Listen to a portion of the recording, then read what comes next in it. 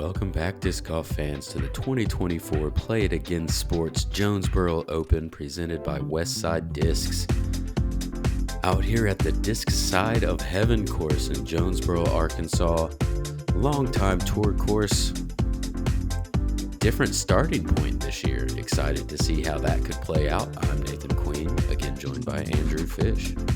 Yeah, reconfiguring the course for a little bit of flow, a little bit of parking, and we are going to watch Benjamin Callaway, Jared Stoll, Gannon Buhr, and Albert Tamm. A couple familiar faces, and then Jared maybe a little less familiar to most folks watching. You see, after four events, Anthony Barella has grabbed first place in the Tour Season Disc Golf Pro Tour standings.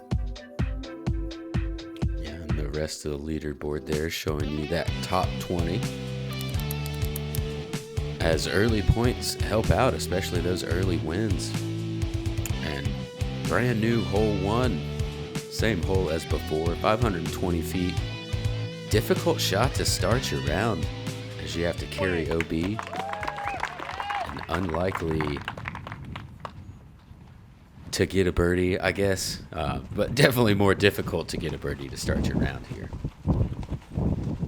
Playing with a tailwind makes the shot easier to carry the out of bounds, perhaps harder to hold it straight to approach the screen.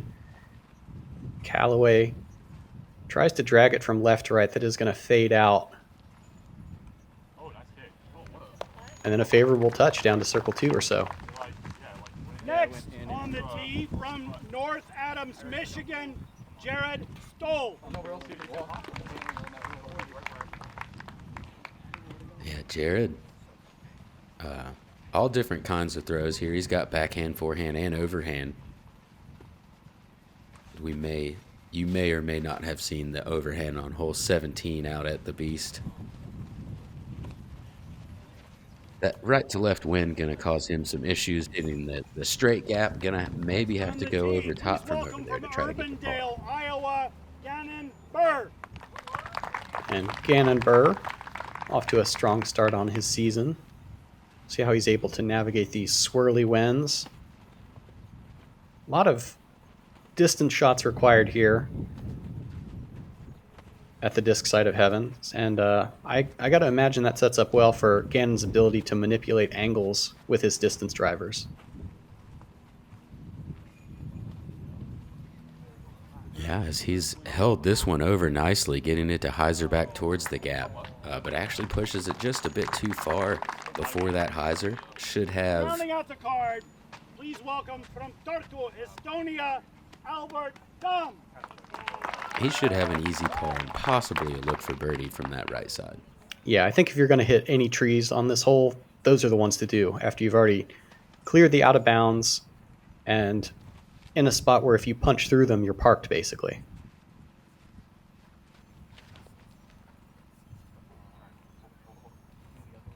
Albert with a pretty good looking shot. However, the wind isn't going to let it stay over. He does work his way through, might be able to find a putt around that cedar. Yeah, didn't quite kick out, but did kick forward and a bit to the right. Jared looks like he was able to sneak through there, and he's going to get his par.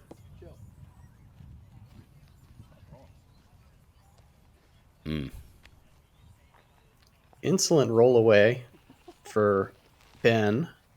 It's going to leave some meat on the bone for his par. There really isn't all that much slope there, as Gannon did get a little bit farther than I thought. Like you were talking about, punching through those trees, able to connect for what he made look like an easy birdie. Yeah, and realistically, this is a bonus. Just getting a look at it kind of feels like a win. Albert also punched through nicely.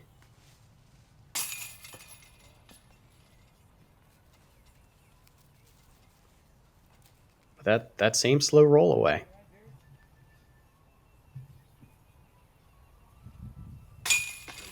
And Ben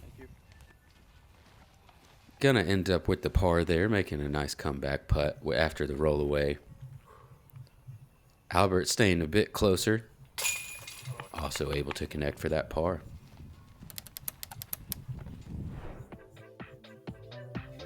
Hole 2, 360 feet. Straight ahead par 3, however it is going uphill the entire way. forehands and backhands are about equal here. Yeah, first time seeing this pin position, right? Yeah, this went from being a hole that even Nathan Queen could throw with his offhand or a forehand into a pretty challenging uphill. Yeah, I think I don't know. I didn't talk to the tournament staff about it, but I'm going to go ahead and claim that my right-handed birdie on this hole last year is why they moved it to this new spot. It was just too easy. I did in the tournament throw right-handed off of the tee and get the birdie. So here we are. I will not do that again on this hole. No, it's not worth it this time. You see the efficiency of Jared Stoll's forehand power. Albert going to follow that. Both of them up there well inside the circle. Yeah, beautiful shot. And Albert just has so much easy power with that forehand.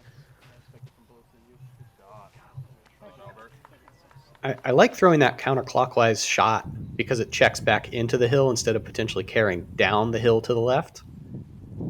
Yeah, I do believe it plays better on this hole, especially with this tree over here on the right side, kind of keeping you from being as wide as you would like to coming in towards the green.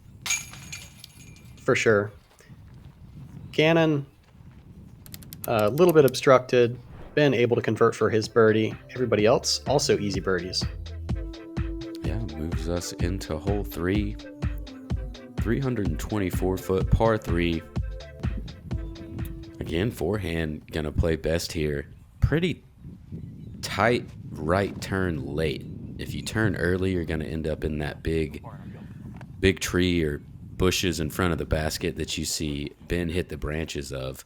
You really got to push it straight. Kind of want to have a little nose up to make sure you fade back after those branches. And this is a pretty common mistake for those who do have good forehands, is pushing long. Because there's the temptation to make sure that you don't end up in the bushes to the short side.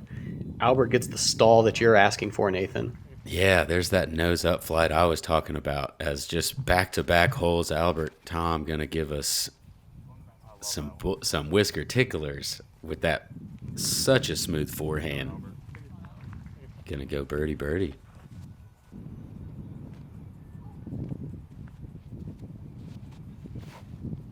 And Gannon, this is pretty wide, although it does have lots of height. That's going to settle on the low side at about 38, 40 feet.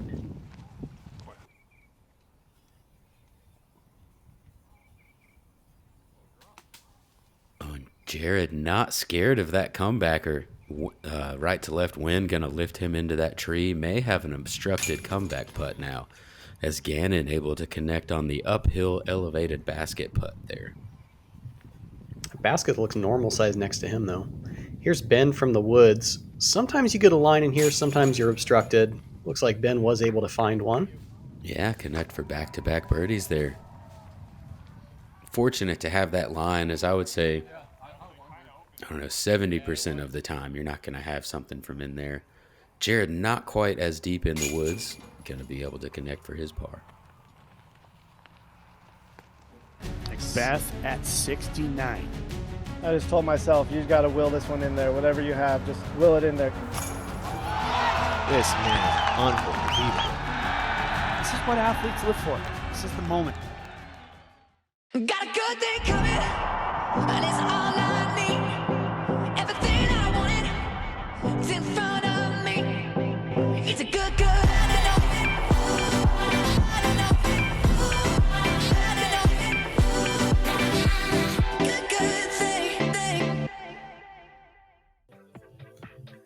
Going to go into hole 4, 750 feet, a par 4.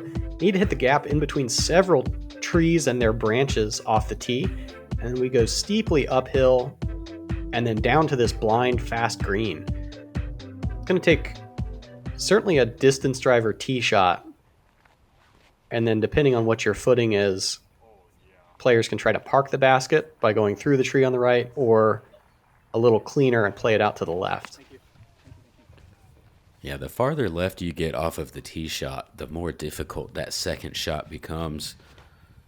But it's difficult to not go left with that right-handed backhand, as you see this tight gap you were talking about off the tee keeps you from really turning it over. Tell me about this play, Nathan, with the forehand or counterclockwise spin. Yeah, that tree you can see out there in the middle, once you get out of the gap, is a pretty good mark. If you can throw straight towards that tree and drift off to the right and avoid the branches, you have a pretty open shot. Although it's still blind, it's a lot straighter than drifting off to the left side. Albert fortunate to get good footing, although he is very far back. The shot looks like it's going to stall into the cluster on the left side.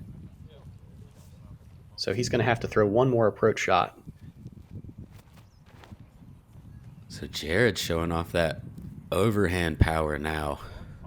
Big over the top. And executes that well. Going to get himself inside circle too. That was a massive overhand. Yeah, no kidding. I can't believe he was able to throw it over the tree in front of him and up the hill and over the tree at the corner.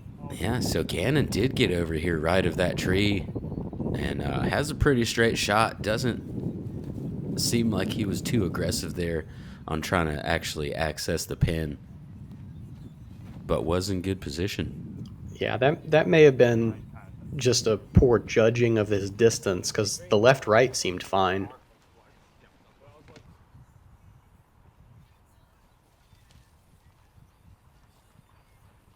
This is a pretty touchy approach shot here as it starts to slope away quickly. You see even Gannon, not his normal style of putt, still pretty aggressive as far as running the basket, but definitely changed the style of putt there to try to get some stop. And Jared doesn't commit in the same way, although he does get kind of the same ultimate result. Both going to settle for comebackers here. And Gannon splashing out right side to take a bogey.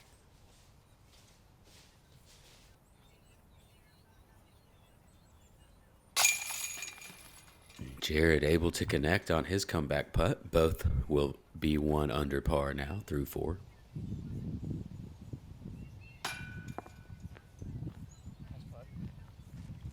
And Ben not quite able to capitalize. Going to grab another par here. so hole 4 bites some of these guys in different ways.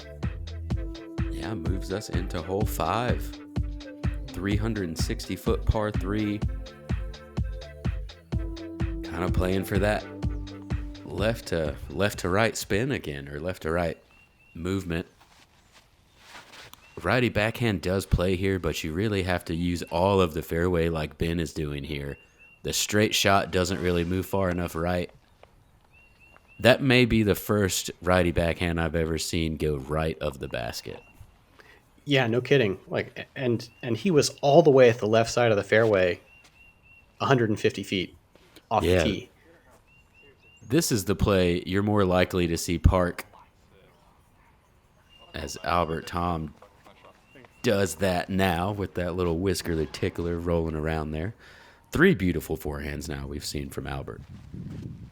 No kidding. Basket's on a little bit of a knob, and that means you get some erratic ground play at the end. Jared flashes chains. And notice how he was able to snap that up to flat. He didn't just throw a pure hyzer. Yeah, we'll take a look at that one again. Chain seeking the whole time. Just going to come up in front of the basket there. Still have a good look for birdie over there inside circle 1.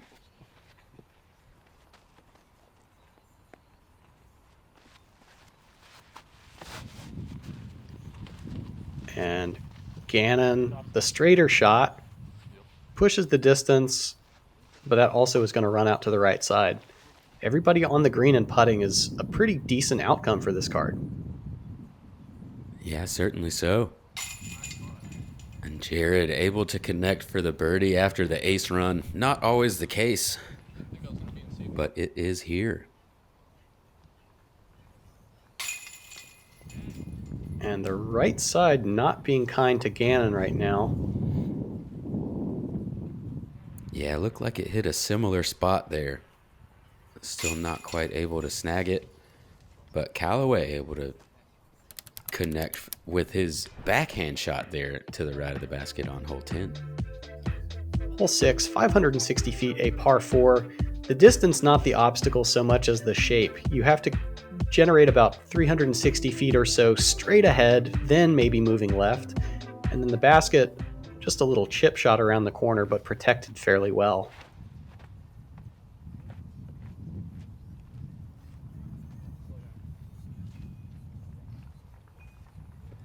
More aggressive than you see a lot of plays here from Callaway, as he gets around that corner pretty good and should be able to throw another backhand approach there. Good looking shot from Albert. You can see that that's somewhat less aggressive than Callaway, but also in a very credible spot. Yeah, holding close to that left side, but being far enough where you're not pinched is puts you in a good spot where you don't have to throw it super high and kind of deal with what the wind does to you. You can keep it lower and count on a skip to get over there with the backhand, or excuse me, with the forehand. Yeah, absolutely. Gannon pulls it off to the right. That's going to leave him way back, still potentially able to attack with a flex. But the wind coming off of his right shoulder, it's going to make it difficult to draw the shot all the way back to the right. Yeah, and this grass is usually pretty thick. Unless you get to that upslope, you don't catch much skip on it. As Albert should be inside the circle there, looking at a birdie putt.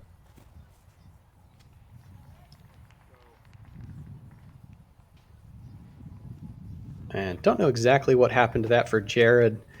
He's in an awkward spot where you have to saw off the shot and test the inside corner from being that far right. Yeah, Ben still choosing to go high. Gonna fall down inside circle 1, maybe 20 feet or so short of the pin.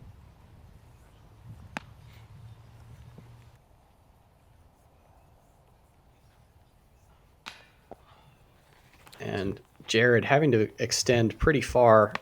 Looks like he just couldn't get the pop he needed on the putt. Here's Albert for his bird. And the forehand proficiency doing some work on this front 9. Yeah, 4 down through that front 6.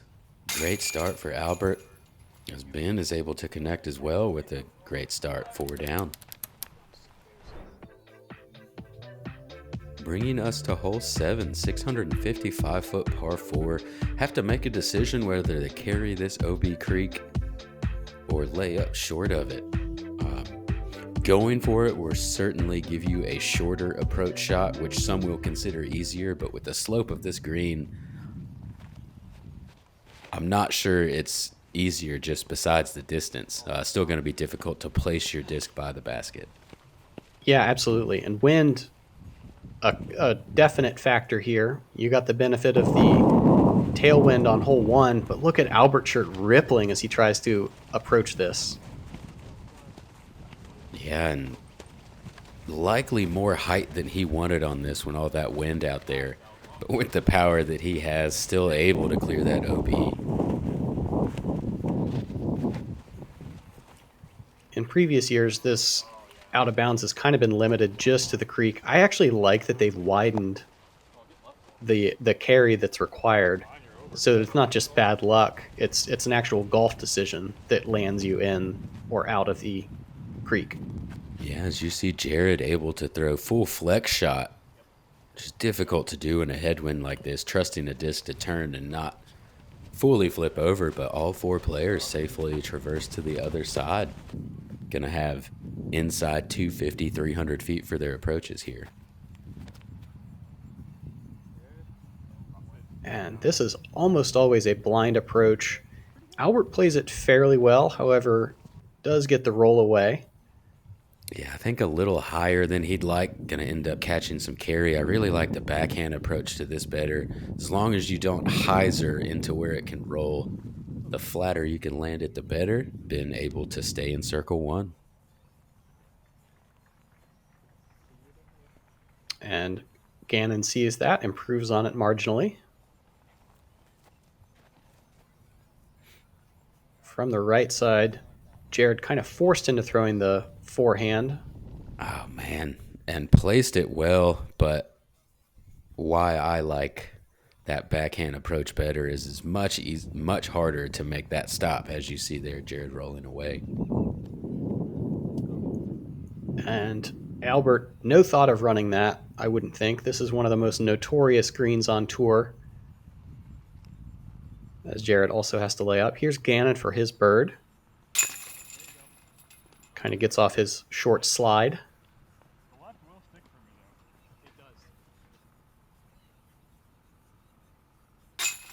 And Ben for another birdie. Gonna card a turkey, move himself to 5 under on the round and leading the card.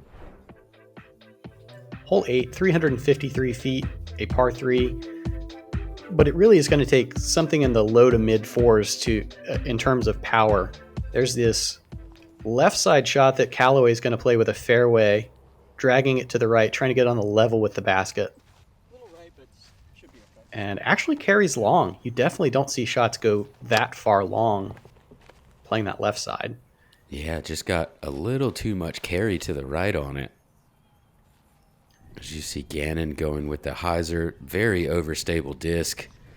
Gonna go up, tap the box, and roll just outside the bullseye, but still cards himself a birdie.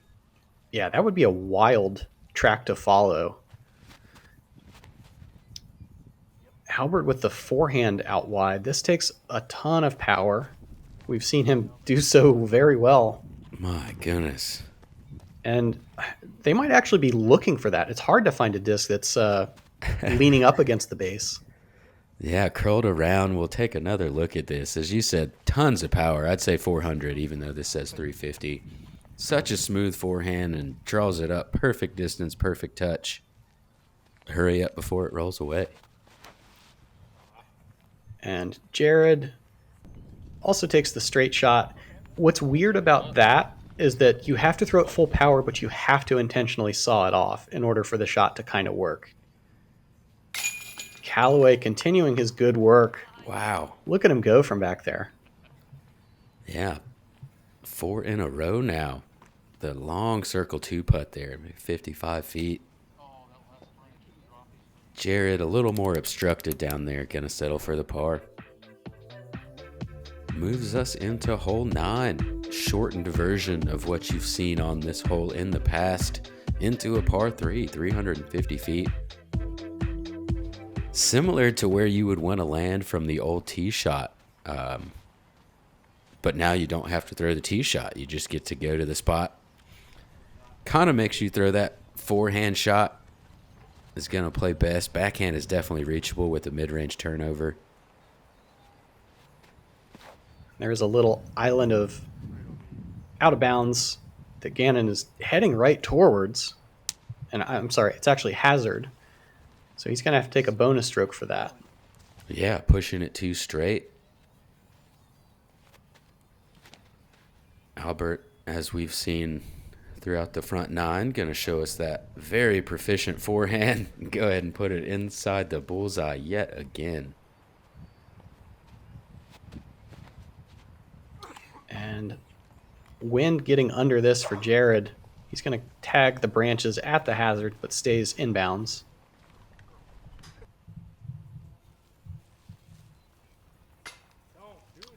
And ramping off the top for the second time is Gannon Buhr. So now to a knee and having to putt twice in a row.